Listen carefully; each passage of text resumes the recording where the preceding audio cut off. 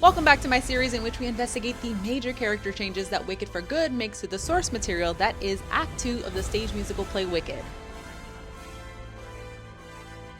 Again, a number of years have passed between Act 1 and Act 2, and we see the stage and screen version of Bach tending to Nessa Rose, who is now the unelected governor of Munchkinland. She has demonstrated an abuse of power in both versions, in which she has made it so that Munchkins cannot travel without her express consent, and there is a growing tension between her and Bach because of that.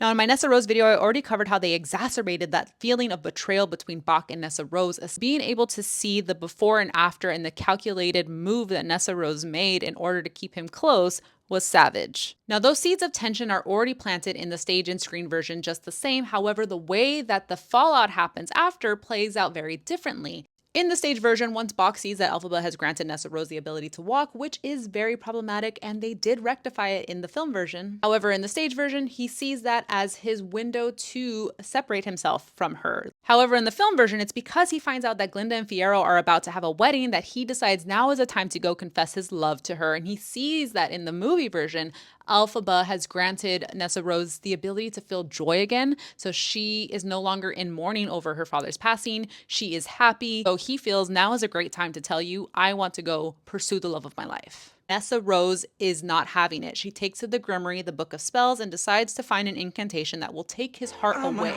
Once Bach is writhing in pain, saying that he feels like his heart is shrinking, Nessa Rose turns to Elphaba and asks her to save him.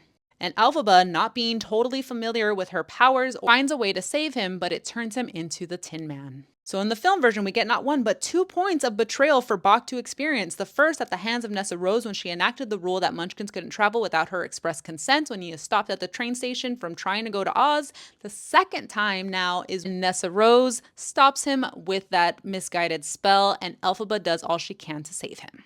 His body transformation is already horrific, but even to add to that is that little nod to The Shining that I love, with him just tearing through the door with an axe. It adds a level of fear and hatred feels so much more justified. Due to her, I'm made of tin.